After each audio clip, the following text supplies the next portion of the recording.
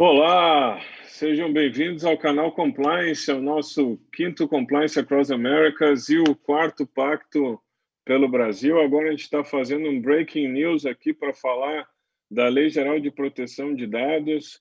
Que coisa, hein, pessoal? Estamos aqui. Eu passei a noite e não dormi direito. Convidei meu amigo André Pontinho aqui, que é presidente da Comissão Especial de Privacidade e Proteção de Dados da OAB do Rio Grande do Sul, e a Shamir, que é sócia comigo no escritório e também vice-presidente da comissão, para a gente discutir isso, mas a gente passou a noite aí. Ô André, você dormiu hoje à noite, não? Como é que foi? Olha, Giovanni, dormir a gente dormiu, mas que a gente já acordou com os solavancos da autoridade, já acordamos com mais novidade. Então, eu já acho que eu vou começar a me acostumar com isso. Não, Não tem eu, muito o que esperar. sinceramente, a gente estava lá 11h30 discutindo para tentar entender quando entrava em vigor, se era hoje, se era daqui a 15 dias, daqui a 60, daqui um pouco, assim, uma bola nas costas. A Autoridade Nacional de Proteção de Dados emergiu. Uma coisa assim, todo mundo Isso, correndo isso. para ler documento, meu Deus do céu. Como é A que gente você estava percebeu isso assistindo. aí nos grupos? Estávamos assistindo ali o evento aqui do Observatório Social aqui do Across Américas, e de repente começa a bombar, né, no WhatsApp, notícia, enfim, estava tentando assistir junto lá o Senado Federal, e enfim, o que eu vou te dizer? Eu acho que a gente realmente já devia ter se acostumado com isso. É falha nossa não pensar que isso podia acontecer, porque o que já aconteceu nesses 2 anos não foi brincadeira nesse assunto, né? Realmente a gente tem que estar cada vez mais preparado. Pessoal de casa, deixa eu tentar explicar para vocês o inexplicável. Tenho certeza que vocês devem estar cheios de dúvidas. Então, primeira coisa que talvez vocês devem estar se perguntando: em um determinado momento do dia ontem, a gente começou a receber assim um monte de mensagem. A LGPD entra em vigor amanhã. E aí, de repente, o Senado vem e lança um documento e diz: não, é daqui a 15 dias, não, ou no melhor, é quando for sancionado. Aí, daqui a um pouco, o pessoal começa a dizer que é daqui a 15 dias úteis. Teve gente que começou a dizer: não, peraí, é 15 dias úteis, mais 60. Aí fica a pergunta, né? Eu tenho meus clientes, todo mundo me ligando: doutor Giovanni, o que a gente faz agora? Então, vamos botar ordem nessa casa. Eu vou falar primeiro um pouquinho sobre essa questão da vigência. O André depois vai nos ajudar um pouquinho mais com a questão da NPD e a gente vai batendo um papo. Se vocês têm algum colega que está com essas dúvidas ou alguma colega que está com essas dúvidas, passe o link aqui do canal para a gente esclarecer essas dúvidas, que a gente está aqui para isso. Estou com o pessoal da produção aí anotando as perguntas. Façam as perguntas aí no canal, tá? Que a gente vai esclarecer para vocês. Aquilo que é esclarecível, né? Porque tem coisas que a gente simplesmente vai dizer que é complexa. Então, vamos lá. Por que, meu Deus do céu, que em um determinado momento estava todo mundo dizendo que a vigência começava hoje? Gente assim, ó, mega conhecida. Professores de universidade. Como é que a pessoa é capaz de errar desse jeito?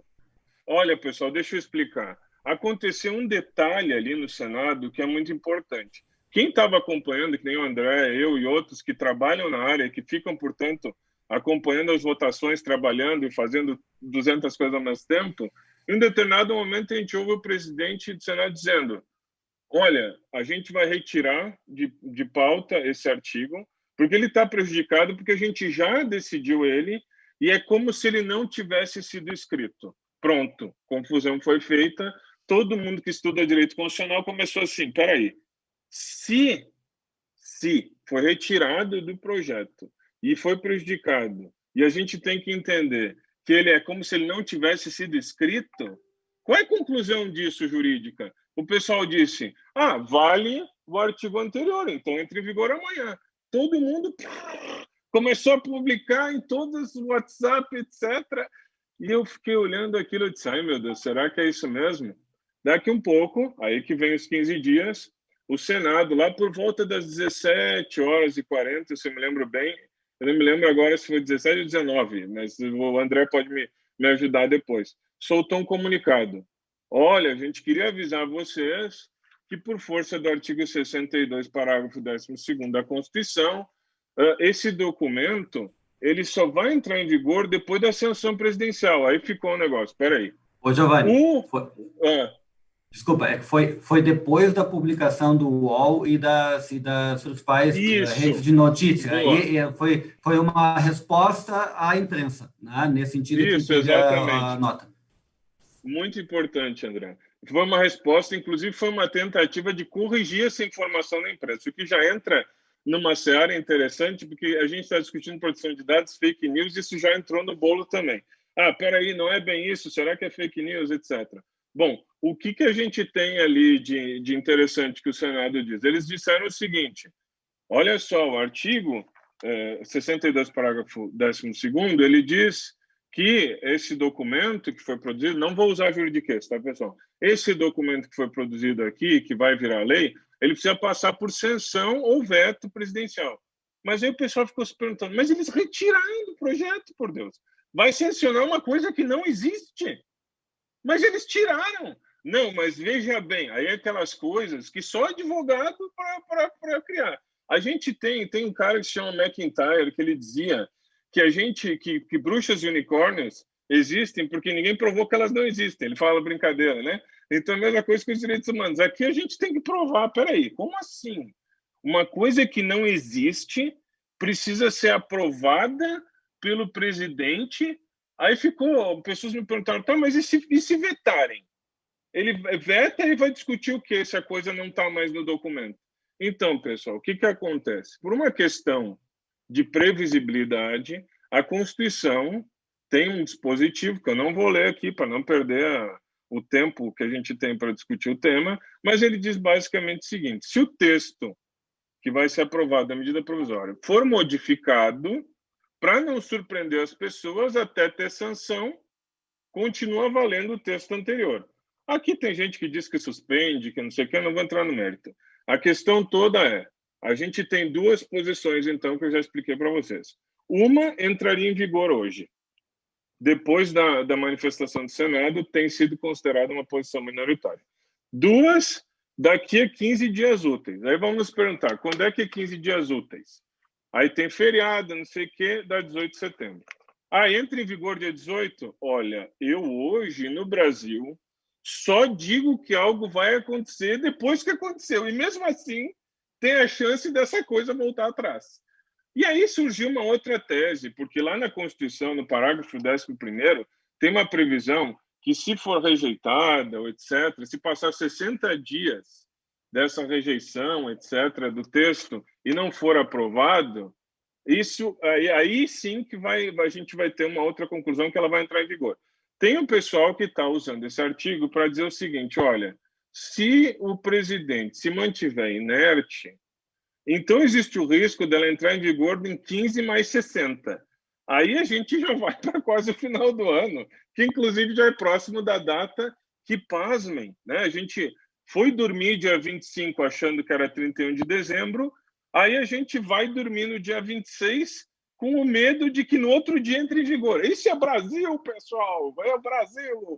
Então, pessoal, para falar da vigência, ok, achei muito legal, professor Giovanni, mas e aí? Olha, eu vou dizer para vocês o que eu estou dizendo para os meus clientes.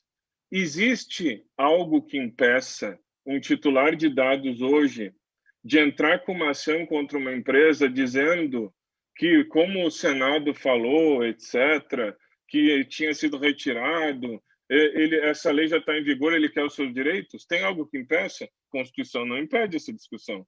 Impede que algum juiz entenda que isso faz sentido? Não. Então, tem uma chance de ter passivo jurídico. Além disso, é importante dizer que, independente da Lei Geral de Proteção de Dados, a gente tem Código Consumidor, a gente tem Código Penal, a gente tem um monte de outras coisas e recentemente o Supremo disse ainda que proteção de dados é um direito fundamental. Então, ele é auto-aplicável.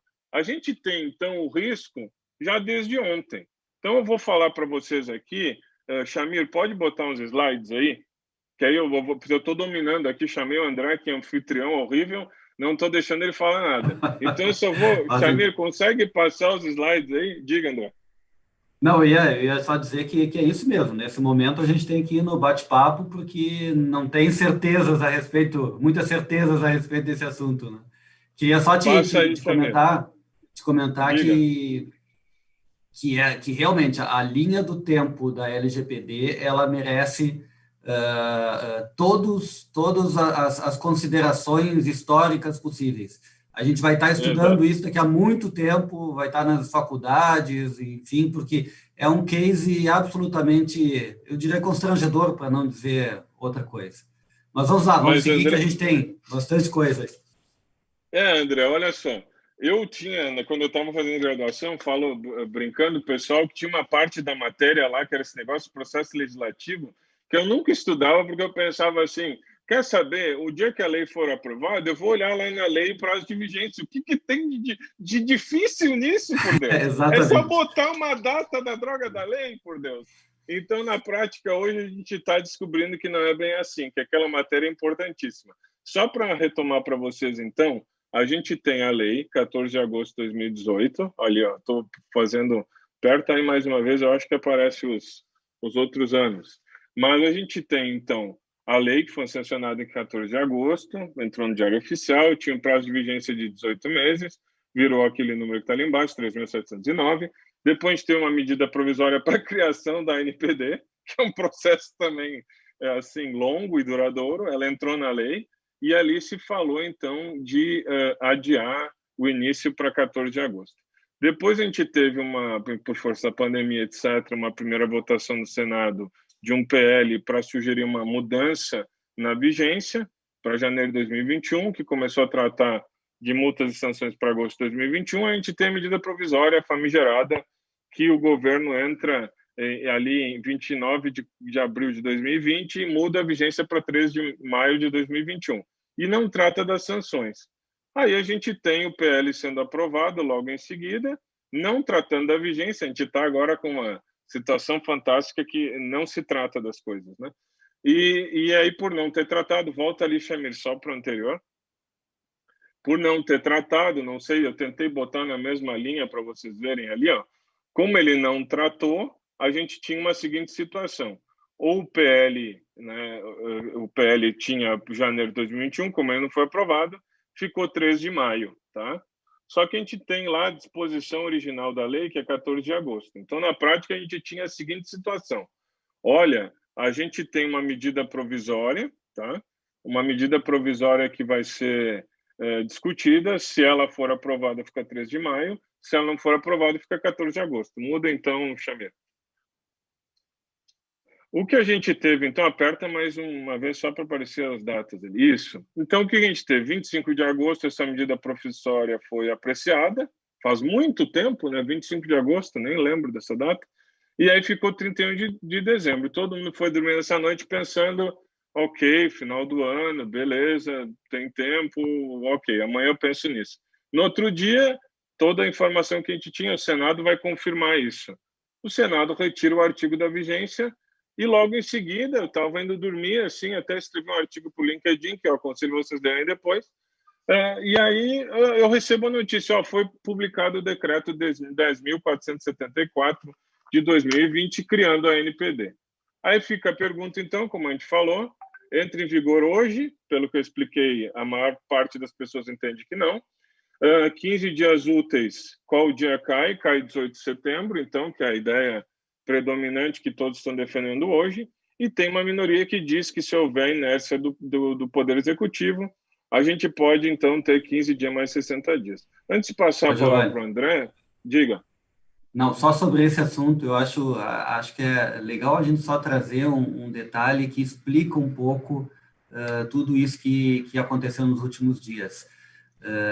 No início, no primeiro semestre desse ano, o Senado estava avaliando, né, um projeto de lei que prorrogava, que foi projeto de lei depois que foi aprovado, prorrogando as sanções, né, as sanções Isso, administrativas, né, e nesse decorrer desse processo de avaliação, né, do projeto de lei, o Senado decidiu não prorrogar a LGPD. Nós já estávamos no cenário da Covid, né, e o Senado decidiu não prorrogar a LGPD e prorrogar só as sanções. Quando veio a MP fazer... Então, o que o Senado... Por que aconteceu aquela confusão ontem, em tese, né? Por uma maneira de explicar. Porque o Senado se sentiu agredido numa decisão que ele já tinha tomado. Porque a MP veio no meio de uma discussão legislativa. Então, é nesse cenário que foi feito um acordo na Câmara dos Deputados, né, e que o Senado resolveu não aceitar na última hora. Então, é só para a gente entender que os meandros que tem aí, eles não são muito técnicos, eles são muito políticos envolvidos também nessa decisão.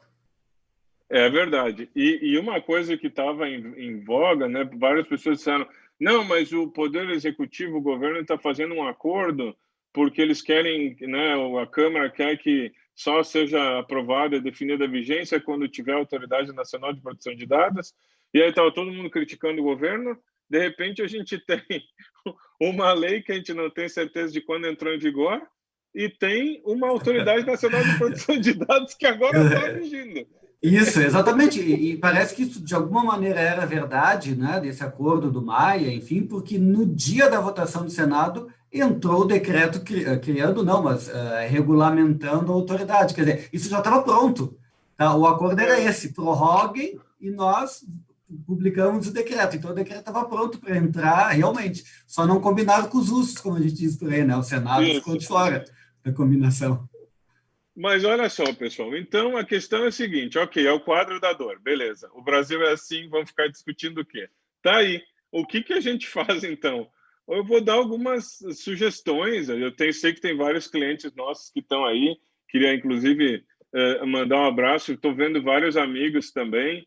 Então, pessoal, eu vou tentar ajudar vocês da maneira que eu posso nesse tempo aqui. Se vocês conhecerem alguém aí que está interessado no tema, chama aí. Olha lá no canal Compliance tem um professor legal e o André que estão falando do tema. Divulguem aí para a gente ajudar as pessoas a se prepararem com a LGPD. Mas olha só, passe um slide, por favor, Shamir.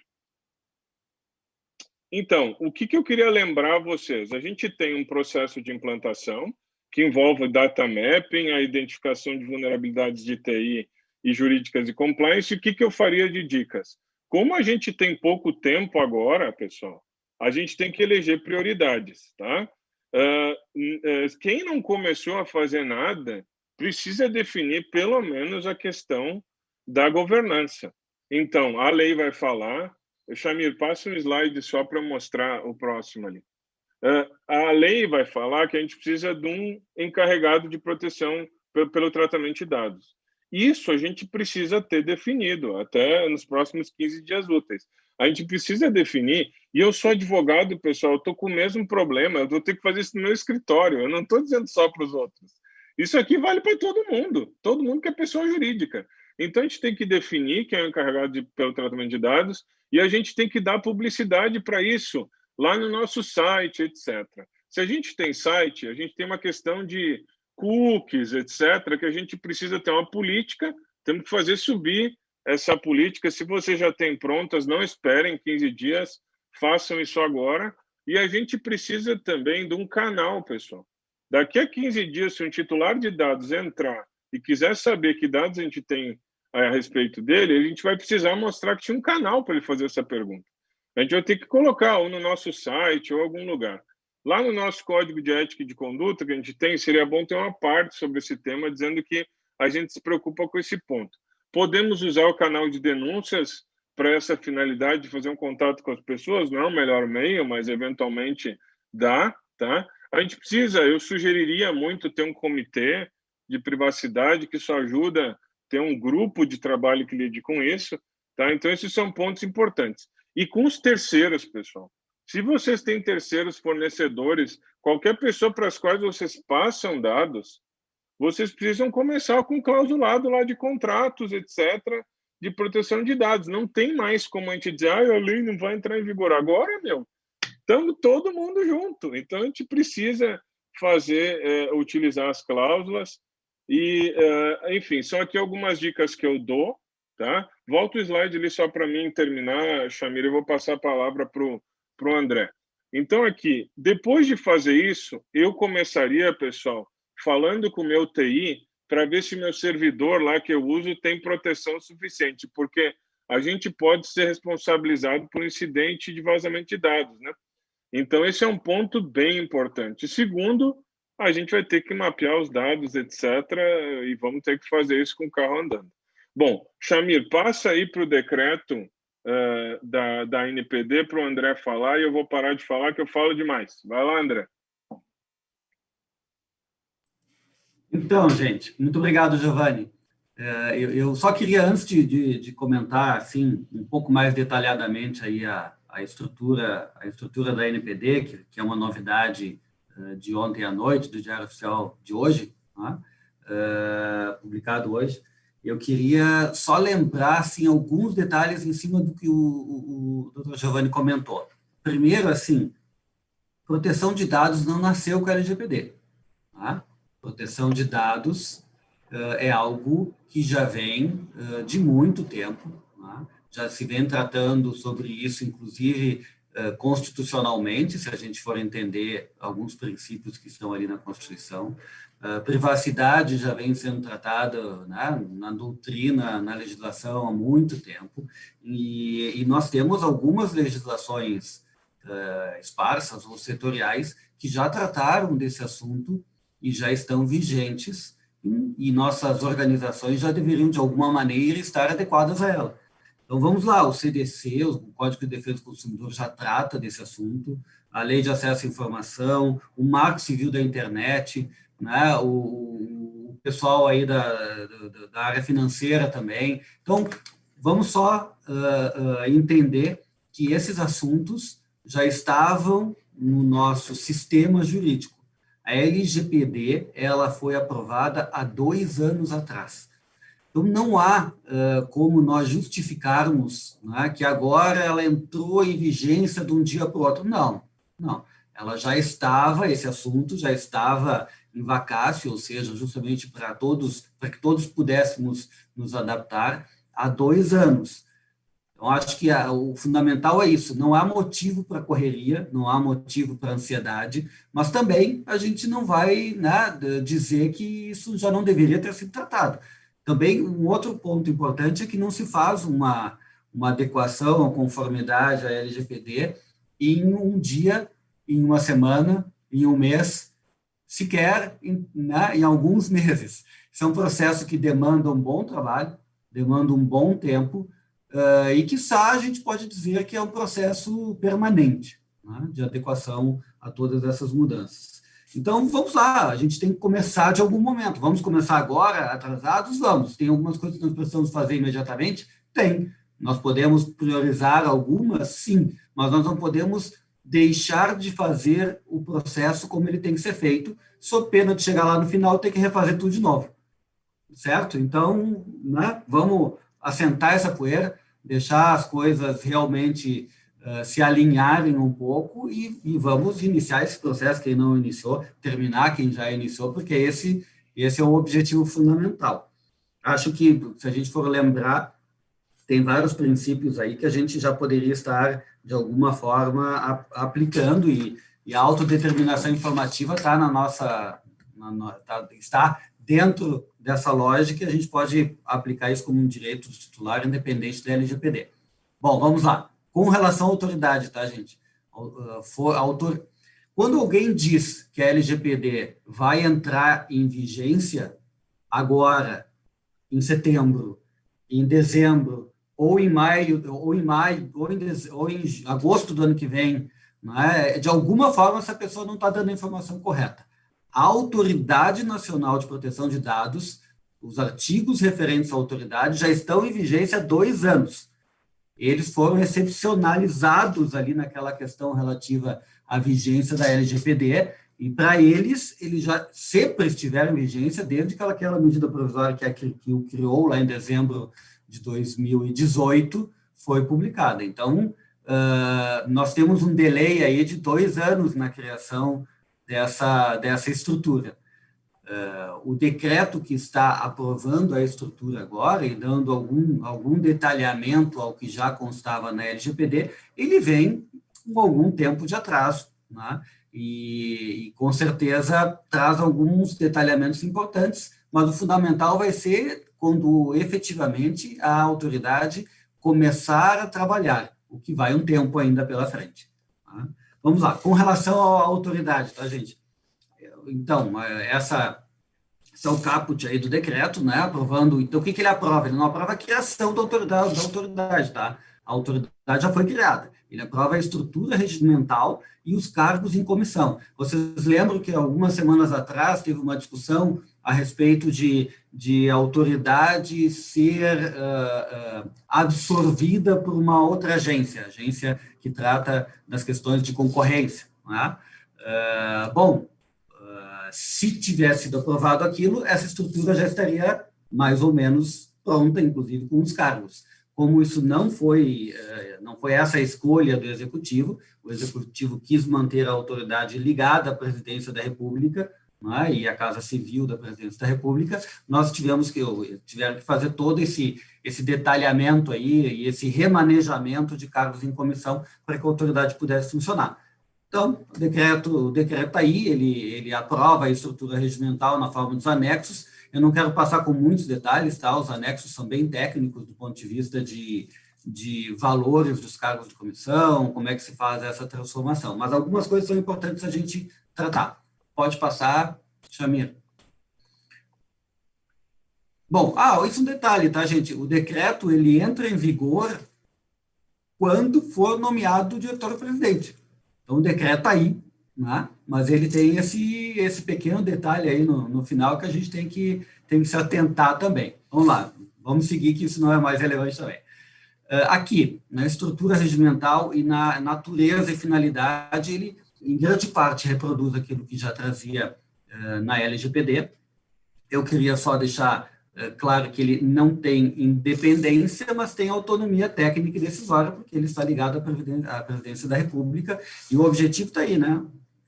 Proteger os direitos fundamentais de liberdade e privacidade e o livre desenvolvimento da personalidade da pessoa natural. Lembrando que um dos grandes objetivos da lei não é exatamente esse, que é muito bonito do ponto de vista teórico, mas também a questão da proteção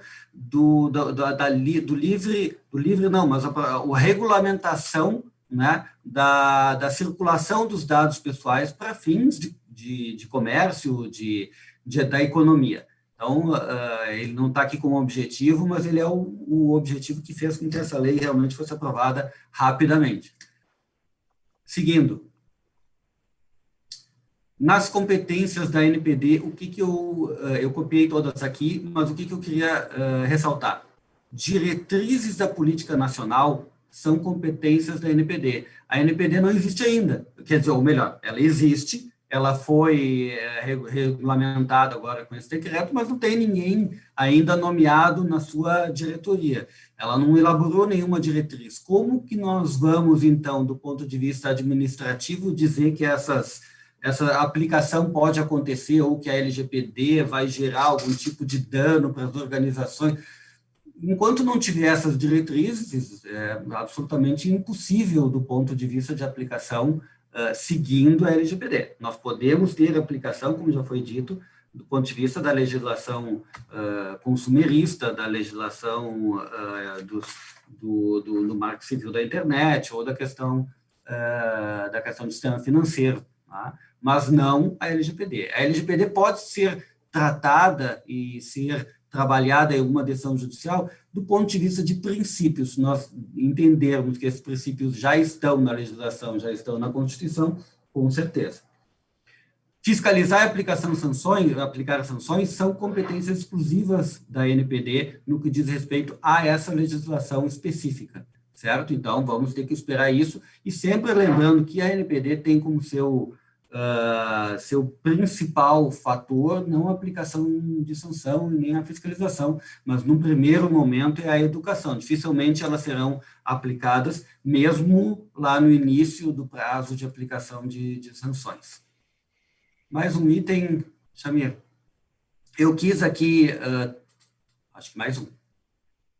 Voltou? Isso. Trazer alguns itens a mais e ressaltar esse, né, que a edição de regulamentos e procedimentos para os casos em que o tratamento represente alto risco é uma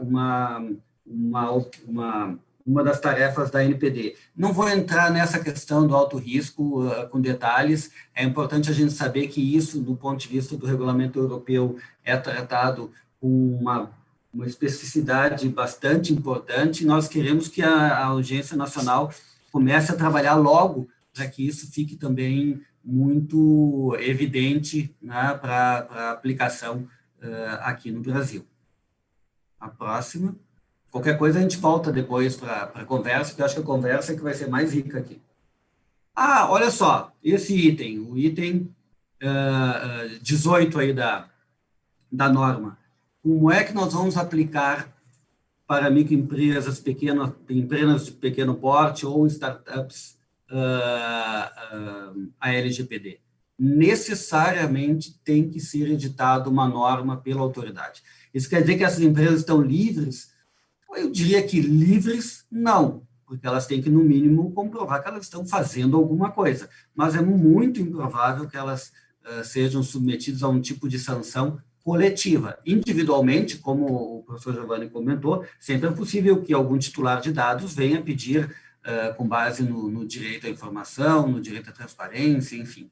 Mas, vamos lá, sanções é bastante improvável, e esse item é bom a gente sempre lembrar e sempre trazer, mesmo para quem está trabalhando aí na adequação há algum tempo, de que existirão normas específicas, né, para as microempresas, empresas de pequeno porte, e principalmente pelas startups que têm todo um modelo de negócios focado na questão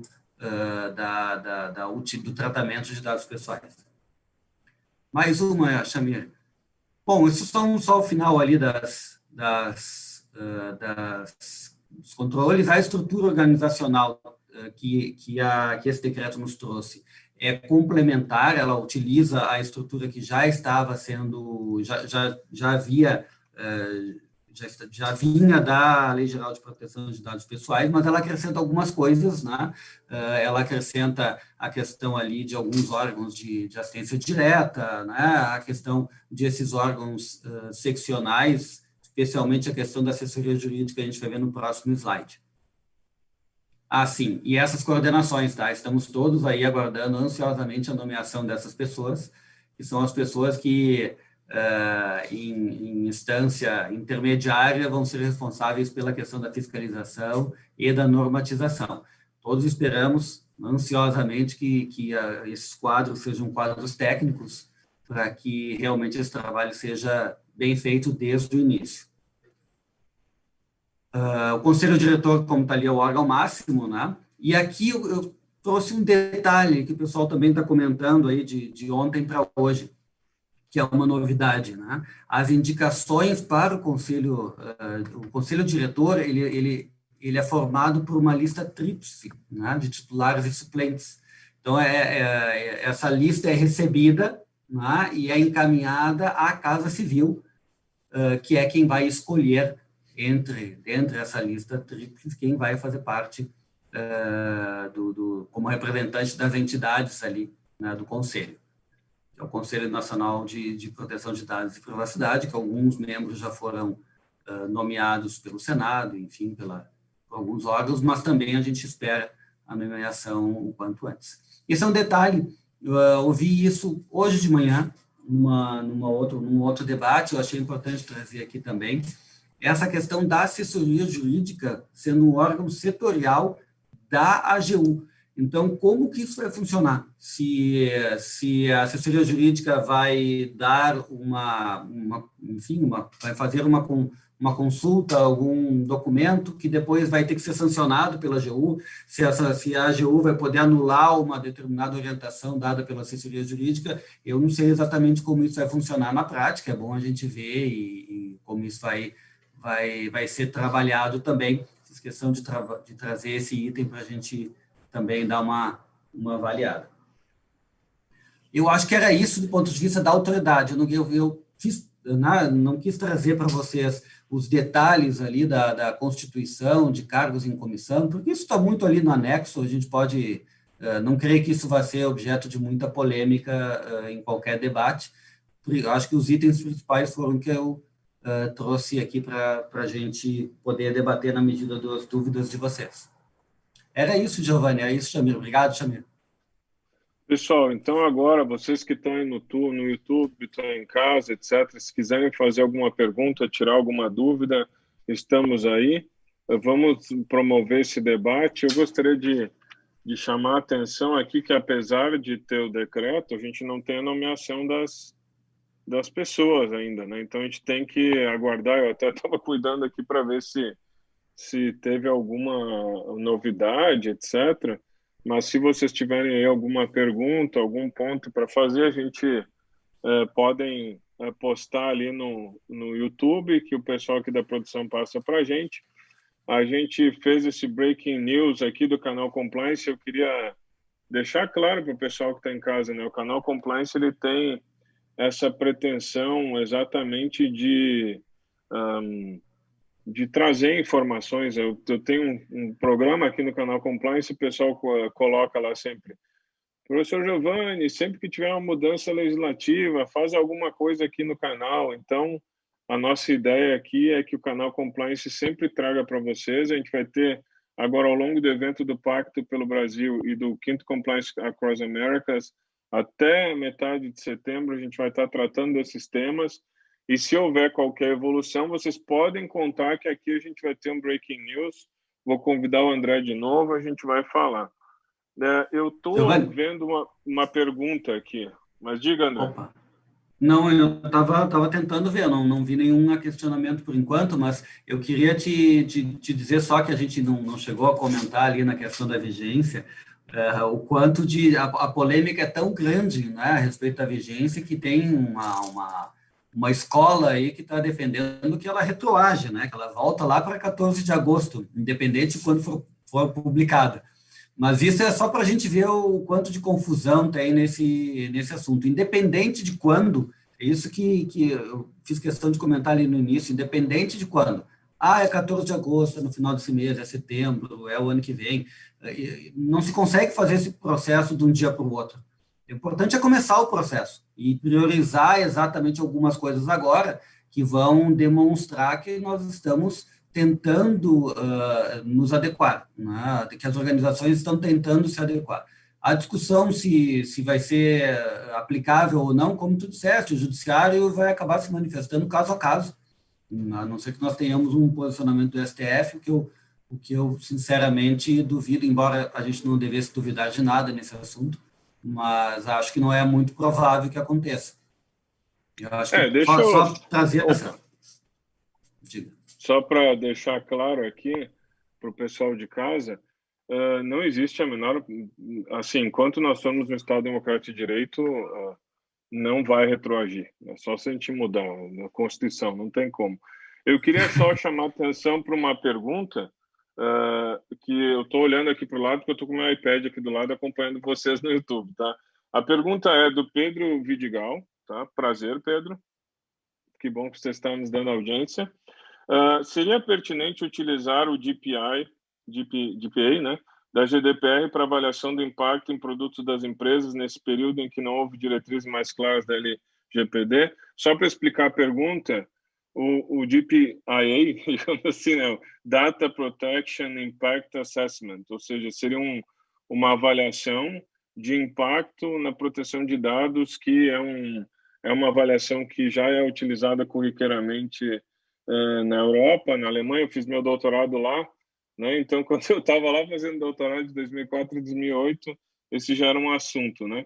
Então, a pergunta é se a gente deve fazer esse tipo de análise de impacto.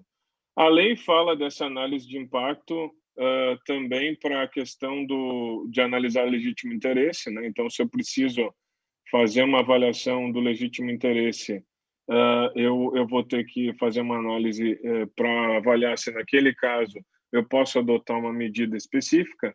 Então, a gente tem uma regra da Lei Geral de Proteção de Dados que a gente só pode fazer tratamento de dados. Aqui estou simplificando: quando tiver consentimento ou uma aprovação legal, uma daqueles embasamentos legais. Quando a gente não tiver isso, a gente precisa ver, no caso concreto, se existe um legítimo interesse para agir. Então, lá a lei vai falar que a gente tem que fazer, nesses casos, um estudo de impacto. O que o colega pergunta é se a gente deveria ampliar esse estudo, agora que a gente não tem a Lei Geral de Proteção de Dados em vigor, para ir tentando se adaptar. Eu disse, acho que sim, com certeza. A gente, na verdade, vai ter que fazer uma avaliação de riscos, né? A gente vai ter que mensurar a situação de riscos específica, e vai ter que ir montando o nosso sistema de gestão de proteção de dados de uma maneira a seguir por aquilo que tem mais risco. Então, com certeza aqui esse tipo de avaliação vai contribuir, mas eu acho também importante que a gente lembre da parte de governança, né? Tem algumas coisas que são requisitos obrigatórios da lei que a gente não pode esquecer, encarregado, etc, etc. Mas utilizar-se desses assessments, né? E o PA também, né? Os Privacy Impact Assessment, etc. A gente precisa utilizar até para mensurar, enfim, o impacto que a nossa ação tem nos direitos dos titulares. Não sei se o André quer contribuir. Não, eu acho que é exatamente isso. É claro que essa avaliação depende do setor e do, vamos lá, do tipo de titular de dados, né? Se a grande parte dos titulares de dados da minha organização são consumidores, eu já deveria estar preocupado com isso, independente independente da vigência agora ou não, e para avaliação do impacto, né? Se os meus titulares de dados não são, em geral, consumidores, se são, em grande parte, os colaboradores da organização, bom, talvez esse impacto, fazer isso nesse momento não seja prioridade, a gente possa começar e fazer do início tudo que tem que ser feito. Então, parece que a avaliação, como tu disseste, é do risco, fazer um mapeamento de risco, né? Avaliar exatamente quais são os riscos principais, né? E partir daí. Claro que algumas coisas a gente pode fazer, se já tiver elencado ali, como tu disseste, o canal, vamos botar esse canal a funcionar imediatamente, né? Se nós tivermos já um esboço das políticas de proteção de dados, ou se nós tivermos só uma política de segurança, vamos publicar essa política de segurança, vamos colocar ali no nosso site o que ela traz. Acho que algumas coisas nós podemos fazer independente do processo, mas é importante seguir o processo de adequação como ele deve ser. Pular etapas vai causar problemas lá no final. Nós provavelmente vamos ter que voltar depois. Eu queria aqui cumprimentar o Pedro Vidigal em alemão também. Eu vi que ele fala alemão. So, Dankeschön, Pedro Vidigal, für Ihre Frage. Ich hoffe, ich hatte deine Frage gut geantwortet. Und wenn Sie mehr andere Fragen stellen möchte, dann bin ich hier zur Verfügung, tá? Obrigado, Pedro Vidigal. Ele fez uma outra pergunta, eu já vou chegar nesse agora. ponto. Só para seguir a ordem aqui, foi perguntado, está ali o nome da empresa, então eu não sei o seu nome, mas está escrito ali expansão contabilidade. Qual seria o melhor caminho para começar a se adequar aqui no escritório de contabilidade? De novo, não tem caminho perfeito. Eu só vou dizer o seguinte, o que eu faria. Primeira coisa, com a experiência que eu tenho, advogo há 16 anos, trabalho com compliance há um belo tempo, apesar de ser jovialidade, ser beleza, eu já tenho aí 42 anos, né? Mas, de qualquer maneira, o que eu faria? Primeiro, eu garantiria que a parte de estrutura está montada. Eu tenho encarregado de dados, eu consigo mostrar na estrutura da minha empresa ali que eu tenho um comitê, um encarregado, etc. Aí eu preciso dar uma monitorada, por exemplo. Eu uso que tipo de dados? Né? Contabilidade tem muitos dados, né? Eu tenho dados de vários clientes. Lembrando que a Lei Geral de Proteção de Dados trata de dados pessoais, então a gente está falando de dados de pessoas físicas. Inclusive então, como operador, principalmente, né, Giovanni? Ele tem os dados dele, mas ele está trabalhando com dados de clientes. Exatamente. Então, o contador tem que lembrar que ele provavelmente agora vai começar a ter a revisão dos seus contratos, porque todos os seus clientes vão começar a querer saber se os contadores estão preparados para a parte de proteção de dados. Tem alguns escritórios de contabilidade que intermediam também e-social, que ajudam na questão da parte de RH, etc. Nesses casos, aí o risco aumenta. Então, eu começaria, então, vendo se eu tenho uma estrutura de servidor segura, importante. Depois, eu veria onde eu guardo meus dados, quem tem acesso. Vocês têm que dar uma monitorada para ver quem é que está lidando com isso. Os contratos que eu tenho com terceiros, se eu terceirizo alguma coisa, como é que esses dados são acessados. E depois eu teria que fazer, literalmente, mapeamento de dados. Esse que tem que ser feito, não tem para onde correr. tem que mapear os processos para ver quais processos tratam com dados pessoais e aí criar controles. Vocês vão ter que levantar para ver, posso, não posso, em que circunstância, tá? Então, isso é um ponto bem importante. Não sei se quer complementar, Daniel. André, perdão. Não, eu acho que é isso. Cada setor tem sua especificidade. Eu acho que os escritórios de contabilidade, em geral, por serem terceiros trabalhando com dados dos seus clientes, eles, ser operadores desses dados, eles têm uma responsabilidade com os dados e com os clientes. Então, se já não foi feito, vamos começar imediatamente essa adequação, porque o risco não é só com relação ao titular, o risco é de perder cliente mesmo. É importante começar imediatamente. E foi feita uma pergunta aqui da Sandra sobre os observatórios, né? Os observatórios também precisam se adequar à Lei Geral de Proteção de Dados, inclusive falei com os amigos do observatório que se precisar de um apoio, nosso escritório está à disposição aí para ajudar, mas de qualquer maneira, vocês têm que pensar que a pessoa jurídica X é que precisa mostrar que protege dados de uma determinada maneira. Então, vocês têm que ver os observatórios como eles estão estruturados e vão ter que se adaptar também.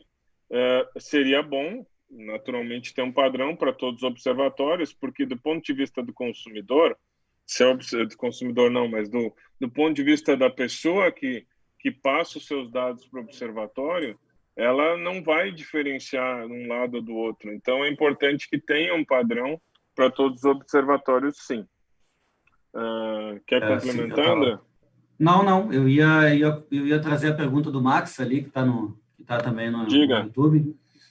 O Max Silva, ele faz uma consideração aí a respeito do alto impacto que essa legislação vai ter em entidades, mas também na questão ele comenta em custo do Estado, né? Implementação de políticas públicas junto à questão administrativa, eu diria assim, né? Max, me parece que esse é talvez um dos nossos grandes, se não o maior desafio.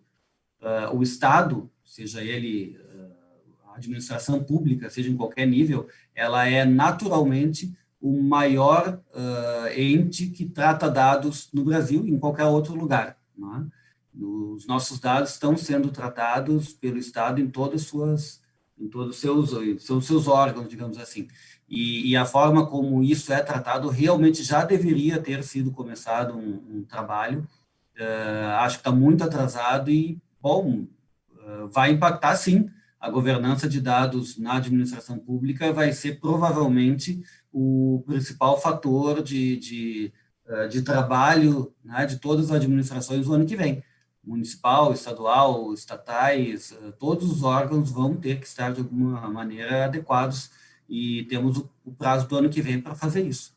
Sem dúvida. Vai ter um impacto financeiro? Vai ter sim.